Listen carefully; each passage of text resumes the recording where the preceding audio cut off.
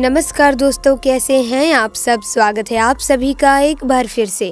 दोस्तों, ज्योतिष शास्त्र में बताया गया है कि जो व्यक्ति सांप को मारता है या उसे किसी प्रकार से कष्ट देता है तो अगले जन्म में उनकी कुंडली में काल सर्प नामक योग बनता है। इस योग के कारण व्यक्ति को जीवन में बार बार कठिनाइयां और असफलताओं का सामना करना पड़ता है। दोस्तों, नाग नागिन भगवान शिव को ही अपना आराध्य मानते हैं। ऐसे में उनके पास कई दिव्य शक्तियाँ होती हैं, जैसे कि हम नाग नागिन की फिल्मों में, कहानियों में देखते हैं कि इच्छाधारी नागिन किसी भी मनुष्य का रूप धारण कर सकती है, कोई भी भारी वस्तु उठा सकती है और किसी को भी खत्म कर सकती है। ऐसे में नाग नागिन भगवान शिव की आराधना बहुत ही भक्ति भाव से करते हैं। ऐसे में उनके पास ऐसी शक्तियां भी होती हैं जिससे वो किसी मुर्दे में भी जान डाल सकते हैं। दोस्तों, बिहार का एक ऐसा गांव जहां 350 सालों से भी ज्यादा जीवन जी चुकी है, ऐसी नागिन है जो मुर्दों में भी जान डाल देती है। गांव वालों का तो यहाँ तक कहना है कि जिसकी पूजा से इच्छाधारी नागिन खुश हो गई, उसकी जिंदगी में हर खुशी आ जाती है। बिहार के बख्तियारपुर में बसा एक ऐसा गांव जो सिर्फ इस इच्छाधारी नागिन के लिए ही जाना जाता है। ऐसे में दोस्तों, वीडियो काफ़ी रोचक होने वाली है, लेकिन वीडियो में आगे बढ़ने से पहले जो भी महादेव शिव के सच्चे भक्त हैं वो कमेंट सेक्शन में हर हर महादेव का जयकारा ज़रूर लगा दें। दोस्तों, बिहार के बख्तियारपुर से करीब 25 किलोमीटर दूर एक जंगल के पास नागिन का एक अनोखा मंदिर है। कहा जाता है कि इस मंदिर की नागिन में इतनी ताकत है कि वो मरे हुए इंसान में भी जान डाल देती है।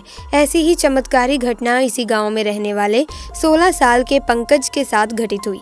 पंकज जब करीब 14 साल का था तो उस समय एक कारखाने में आग लग जाने के कारण उसके माता पिता की मृत्यु हो गई थी। पंकज की एक छोटी बहन थी जो कि करीब 13 साल की थी। एक छोटा भाई भी था जो करीब 8 साल का था।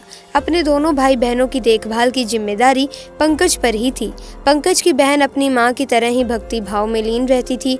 वो हर रोज नागिन के मंदिर में अपने भाई की खुशी एवं लंबी उम्र की प्रार्थना करती। कम उम्र में ही पंकज एक सेठ के यहाँ कोयला खदान में कार्य करने लग गया था।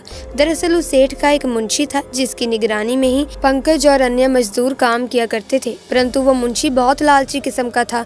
सेठ की नजरों से बच बचाकर कुछ कोयले की बोरियां वो खुद ही बेच दिया करता था और उससे मिलने वाले पैसों को अपनी जेब में रख लिया करता था। एक दिन सेठ ने जब खाते पर नजर डाली तो उसे कुछ गड़बड़ नजर आई और उसने कहा कि कुछ बोरियों की चोरी हो रही है। अगर तुमने पता नहीं लगाया कि गड़बड़ कहाँ है तो मुझसे बुरा कोई नहीं होगा। मुंशी डर गया।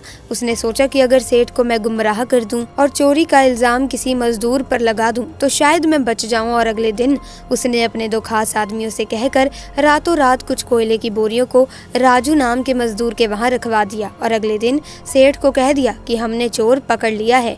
राजू एक गरीब मजदूर था, पंकज का अच्छा मित्र भी था। पंकज के सामने सेठ ने उसे बहुत मारा और नौकरी से निकाल दिया।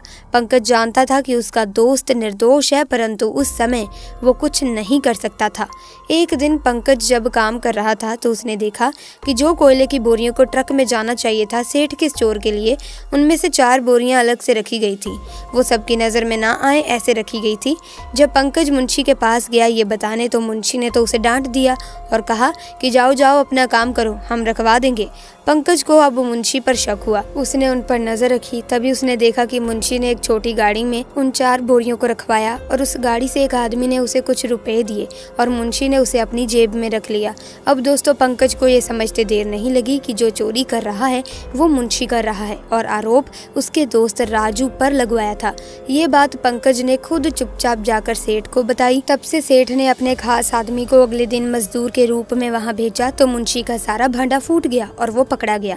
सेठ ने मुंशी से कहा कि अगर आज पंकज ना होता तो तुम इसी तरह मुझे लूट से चले जाते और मुझे पता ही नहीं लगता। उसे पिटवाया गया और नौकरी से निकाल दिया गया। इस तरह पंकज ने राजू का बदला तो ले लिया था, परंतु इधर मुंशी अब पंकज से बदला लेने की सोच रहा था। एक दिन पंकज जब काम करके देर शाम अपने घर लौट रहा था तो मुंशी ने 2 आदमियों के साथ मिलकर पंकज को तब तक पीटा जब तक उसके प्राण ना निकल गए हों।